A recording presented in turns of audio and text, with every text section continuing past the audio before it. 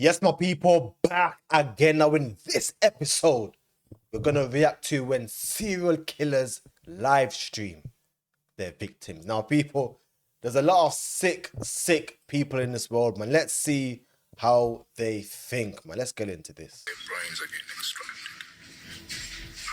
You know what happens when skulls get extracted? Their brains get sucked out, their noses. What the fuck? Man said the brains get sucked out their noses. I can't believe this, bro. I tasted something. It's tasted what I would put some barbecue sauce. By the time Barbecue you're watching this, the deed would have already been done. Oh, I love you, Dad. Crazy. I love you, Mom. I acted alone. This was no one's fault.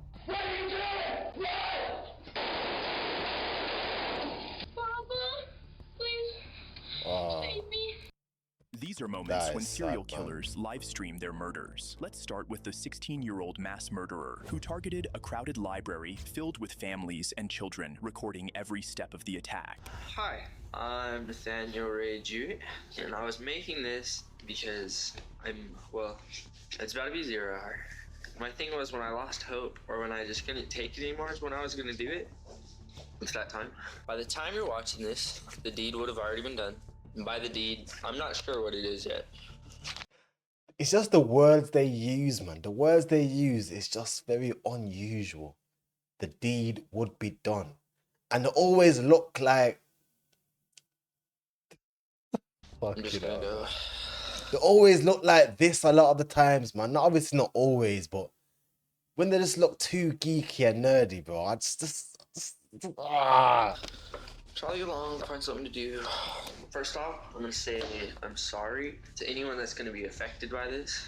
This is a tough subject. I wanna say I'm sorry to my family. I know, just remember happier times. Oh, I love you, Dad. I love you, Mom. I acted alone. This was no one's fault. It's kind of my own. I'm angry at the world, and I have so much anger, and I can't time at you right. I have so much anger, frustration, and just hopelessness. It's just this needed to happen. It's probably gonna shock a lot of people. No one's ready for this. I'm really mad. I'm in a really mad mood, and this is kind of for people getting bullied, because I'm blaming, that's one of the big reasons, and just because I'm sick. Thanks to everyone that was nice to me, and yeah, alright, I just gotta... Nathaniel made his way into... And you know what's crazier is this relates to even people you sleep in bed with and stuff, right? You never truly know what they're thinking, what's going through their mind. A lot of people are on medication to prevent things like this happening. And you know, you could just be that guy or that woman that gets, you know, on the receiver end of this because they forgot to take their meds, man. Crazy! the library, prepared in the restroom, and stepped out to unleash his reign of terror.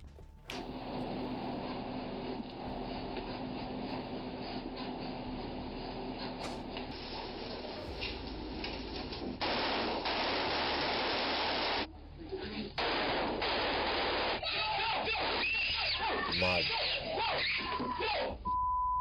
Mad.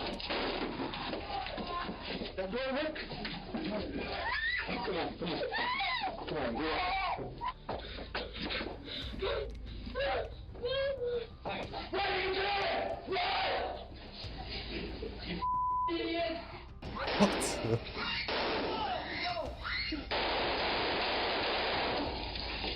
Yeah, they would have been gone. Thanks to this guy, they would have been gone, man.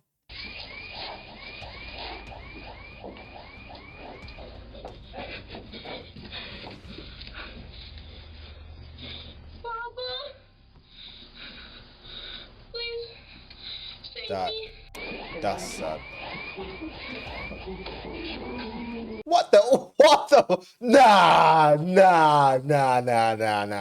Man trying to run away and you're holding the legs. Nah. If they manage to escape, yeah, this person, you have to deal with this person after that. You have to deal with them wicked. Nah. Oh.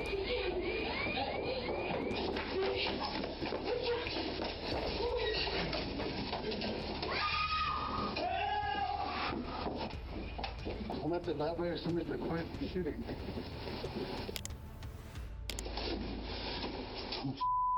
There's 2 people laying dead up. Mad.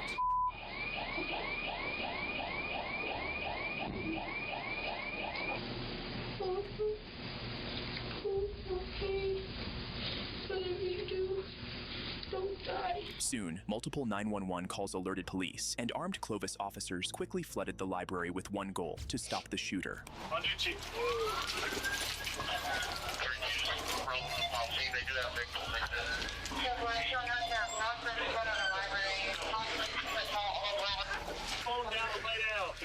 Put your hands up where I can see him. Step away from the door.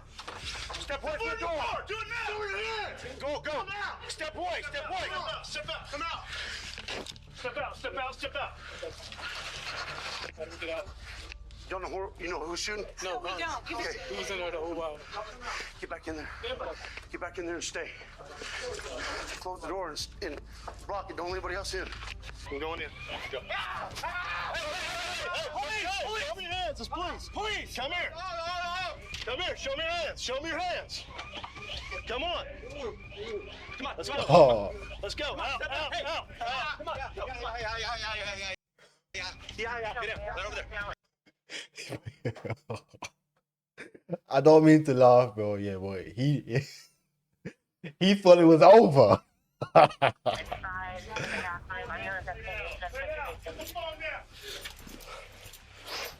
Clear. Go.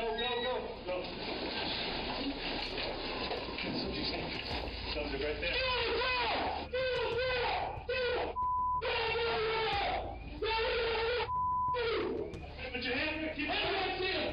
You know what I don't understand here is what's the point in literally offing people, innocent people, for no reason? When the cops come, for the Americans watching, like, when the cops come, yeah, what's the point in just giving up and just laying there? You're gonna spend your whole life in jail. At least this is not me inciting it. This is not me inciting it, yeah, but at least, you know, go out with a fight or something. Because what was the point? You just got rid of innocent people just to spend the rest of your life in jail because you're upset. What the fuck?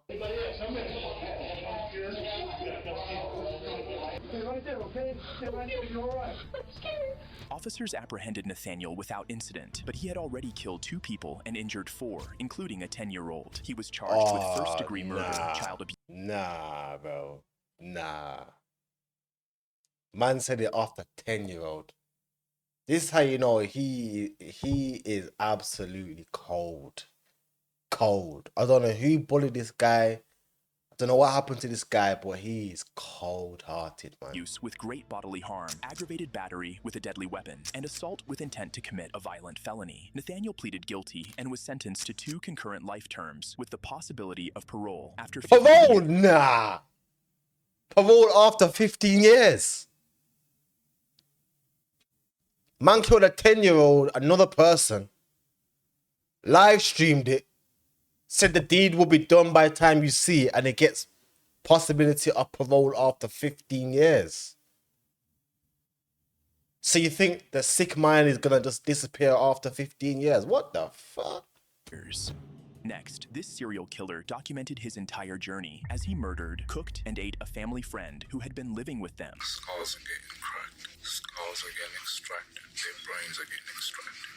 You know what happens when skulls get extracted? Man said extracted. Who even uses those terminologies for like for a human body? Their brains get sucked out. Their noses. I'm gone. Please believe the whole. Cool. He made his heart. That's only part of their evil. On May 31st, 2012, Harford County Sheriff's detectives returned to the home of Morgan State University professor Anthony Kinyua, having first visited on May 25th after his family reported that 37-year-old Ghanaian exchange student Kujoy Bonsafo Agie Cody, who was living with them, had disappeared, leaving behind only his ID and phone in the basement, and were summoned again when Anthony's son, Gerard, uncovered cooked human remains in basement tins and immediately notified authorities, convinced they were Kujo's. Last night, right right before I took a shower. So I went down to the basement and I opened the laundry door and I saw my blanket on top of a box. And as I was lifting the blanket up, I saw two pans. So I lifted up the pans and in it I saw three different objects and they were kind of black and it looked like hands and a head. I stopped what I was doing. I went upstairs and I asked Alex, come down here. And I asked him, what is it? And he said, don't worry about it. Don't worry about it. It's none of your business. And Hey, yo, at that point, the conversation is over, bro. I'm not asking no more questions. I don't want to see you no more. I'm out of there, man. Man said, don't worry about it. You're seeing a dead body that's been cooked. A dead head that's been cooked. Possibly has some seasoning up on that joint. Man saying, don't worry about it. Crazy. all that stuff, and he started avoiding my question. Officers quickly identified their suspect, Alex Kinua, Anthony's eldest son. Alex had a history of violent behavior and had been released on bail just days earlier for assaulting another student with a baseball bat, fracturing his skull and partially blinding him. His brother's call suggested that Alex knew about the remains. Police obtained a warrant, searched the home, and found human remains. Bloodstains in Alex's mattress, hunting knives, machetes, an axe, and chilling homemade videos of Alex, all pointing to him as the likely killer. Yeah. I beat off on your bed and I jerked off and I sparked on. You got something to say, man? You can look at on your bed. Hope you have a good night's sleep. Crazy. DP on them freaks. Super freak, huh? You like them super freaks? So I got you on. All over your bed.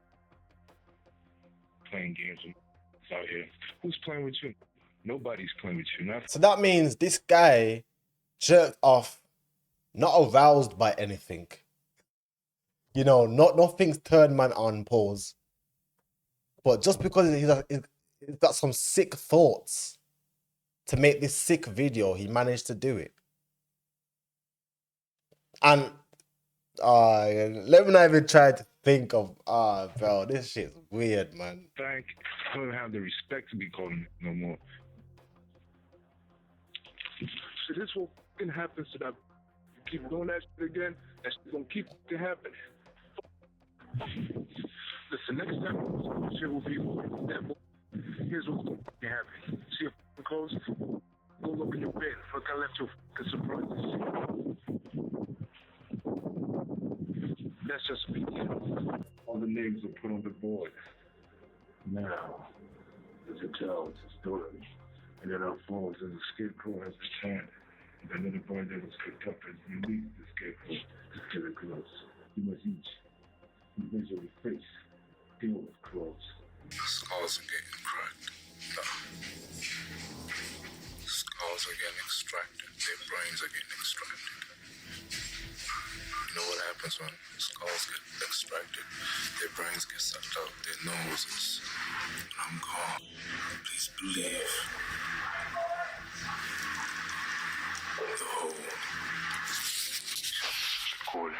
The recording showed Alex was deeply disturbed, especially the last one, where he spoke about cracking human skulls with the remains found in the basement. Officers arrested and take him in for questioning. Do you believe that deoxyribonucleic acid is an indicator to identify who an individual is? So you can tell the difference between the blood of a fox and the blood of a human being?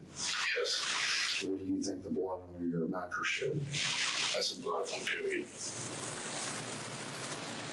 the period? Yeah, my woman's period. And what woman would that be? Oh, she doesn't stay anymore. What about the blood that was in The box. The box. That's a fox blood there. What if I told you that it wasn't? What if I told you that that was human blood?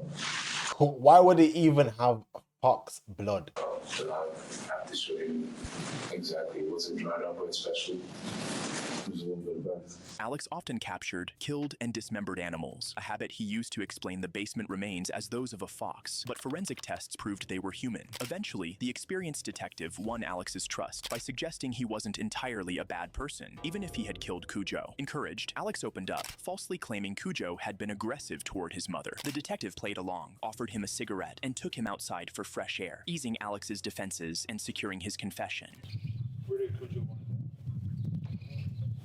You're not gonna find this body. Can you tell me? I mean, I can direct you to one. Okay, where is it? It's right under your nose. Not at the police station, I hope. No. Okay, where? Well, one is in my stomach, but... Is it in your what? In your stomach?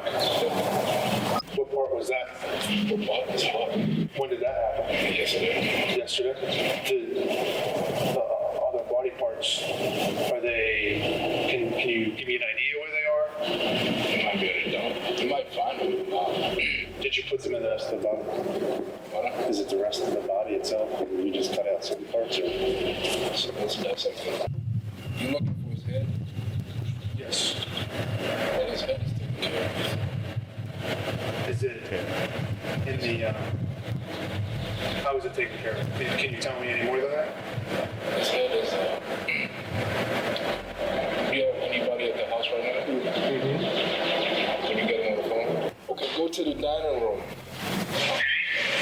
Okay, there's a big cabinet, a white cabinet that has like glass shelves on it. Do you see a bag of charcoal? And the house looks tidy as well, so you know, a lot of the times when people have like a effed up head, you know, their space represents that. You know, if the head is a mess, usually their space is a mess too. His space looks clean. You know, it looks like he cleans up after himself. You know, bro. Go ahead and open it. What is it, Alex? Do you see it? Yeah, got it. Okay. What is inside the bag? What exactly? That's what we're looking for. That's what he caught. Alex wasn't lying. Officers found Cujo's head and hands exactly where he said, and other body parts in a church dumpster a mile away. He was then returned to the interrogation room, where he gave a detailed account of how he had murdered and eaten Cujo. Took the axe. This one's work on his head. Look at the way he's chewing the gum as well, just casually. Yeah, just went to work. Cut that motherfucker up, man. Shit. You know how we do. Crazy. Hit him about twice. And after that, I let him bleed out. And I took his heart off. Man. After I took his heart off, got my knife, cut him off. I guess his head disgusted you. And you wanted to deform the head, strip away the hands, eat some of them, and you ate his heart. That's the only part I did eat. I didn't eat his head. I tasted some of it. It's tasted what I would put some barbecue sauce. Fucking hell, man. Man said he cut the head off. Yeah? Man said he chopped the head off and put barbecue sauce on the head, bro. Mama actually went for a full feast. Man ate the man's fingers like... Oh, bro. Oh, it's cute. I gotta be careful the type of jokes I make here, cause bro, you know, at some point shit can just get taken out of context, right? You know what I'm saying? Did you use some barbecue sauce? It's just spice, small big spice, whole bit, some sea salt. How do you feel now? Since this is that's Alex Kinua was charged with first-degree murder and assault. He pleaded guilty, but was found incompetent to stand trial. The judge accepted a plea of not guilty by reason of insanity and ordered his indefinite commitment to a psychiatric hospital. Next. insanity, bro. So like, this is what, obviously when it comes to, you know, law, yeah, you have menswear and you have activewear. You know, both of them have to pass. The activewear is the act, so you act it out. The menswear is, you know, does the person have the mental capacity, right? And if that is, you know, questionable, then it doesn't pass the mental capacity box. So then that's when, you know, they get to say he's you know, insane. That's why a lot of the times when you see people on trial, they you know, they try to say, oh, they're not mentally well because it doesn't pass the menswear. You need the menswear to actually, you know, go full throttle on the criminal. Webcam exposed a mother and her son who had abused and murdered her younger son, then tried to cover it up as an accident. Hey everybody, just figured I'd send a quick check. For those of you who aren't aware, my little brother has passed away, and it's a lot to deal with. Just keep supporting. Just days after the sudden death of his baby stepbrother, 20-year-old Paul Ferguson went on a Facebook live stream to announce the news to his unsuspecting followers, none of whom knew that it was, in fact, a cold-blooded murder. Hey everybody, just figured I'd send a quick check. We're doing good right now. I just dozed off on the couch unintentionally, and for those of you who aren't aware, my little brother has passed away, and it's a lot to deal with, but we're fine. But just keep supporting.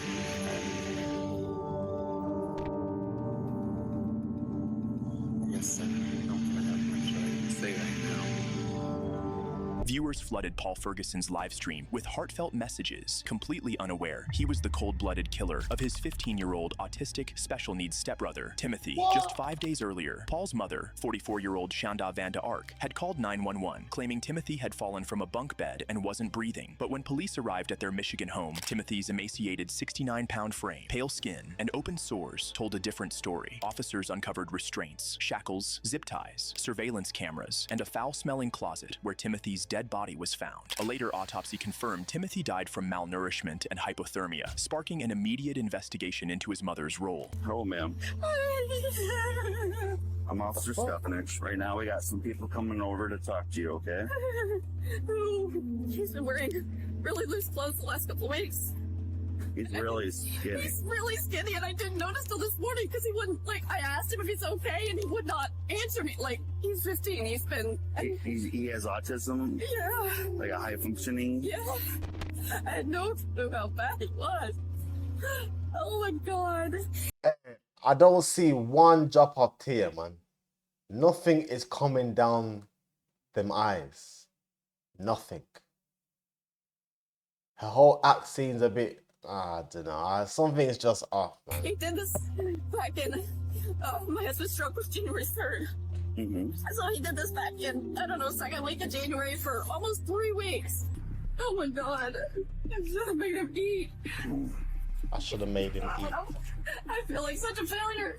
You see there's food in the house. I should have done something. Can they really hide that from you like that? Don't be fooled. Shanda was only acting, and poorly at it. She claimed she didn't know why Timothy became emaciated, saying he went on a hunger strike after moving in with her a few months earlier, when his father, Shanda's ex-husband, had a stroke and could no longer care for him. She even lied about when Timothy died. However, the cameras set up around the closet where Timothy was confined captured Shanda and her eldest son, Paul, who was also complicit, discovering Timothy's body hours earlier and planning to cover it up as an accident. Is he okay?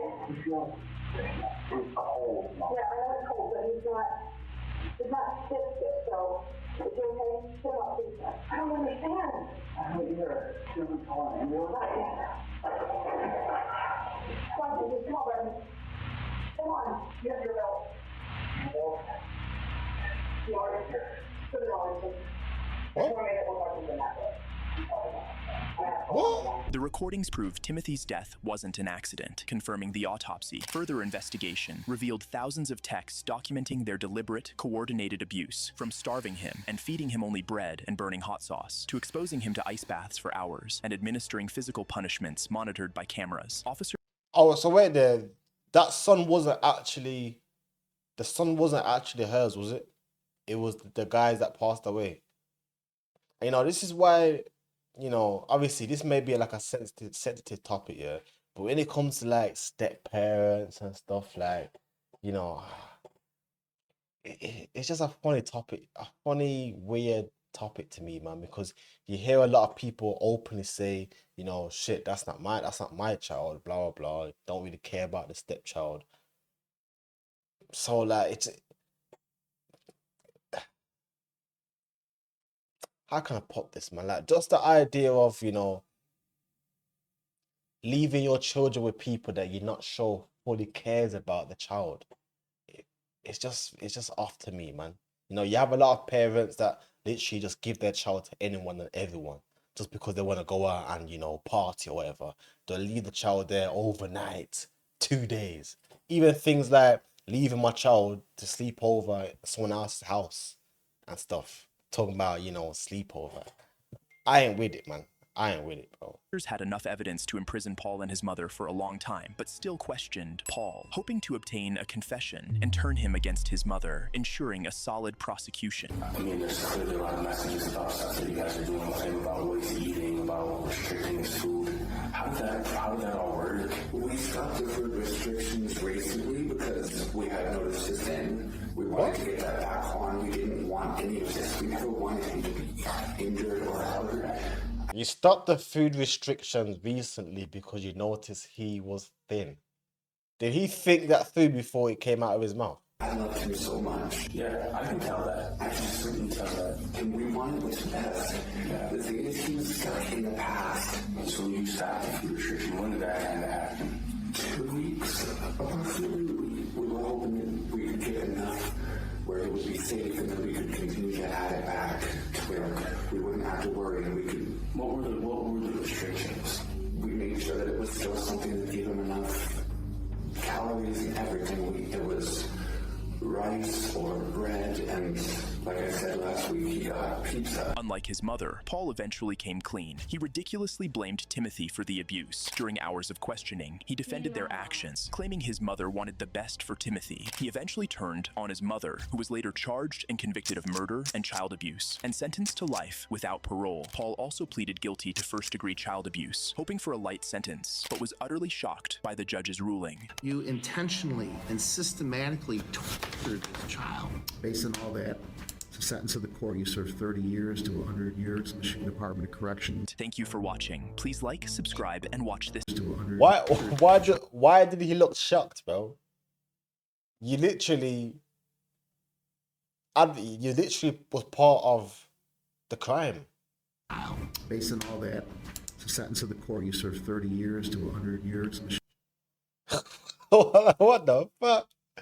This is how you know, just that reaction alone says that he's not remorseful for what he did, man. And if he was out here, he would do something like that again. But yeah, people, let me know what you think about that video, bro. Honestly, a lot of sick people out here in this world, man. And you never really know who you are really interacting with, what their mental state is. Because, you know, as we know, usually it doesn't really show on the face how they think in the brain, man. You know, and a lot of people get into relationships and they realize too late. The signs are always there, man. You know, a lot of people just ignore the red flags just because of, you know, love. You know, you're in love, man, but the signs were always there. But yeah, people, that is it for me. As usual, if you liked the video, don't forget to like and subscribe. Boom, I'm out.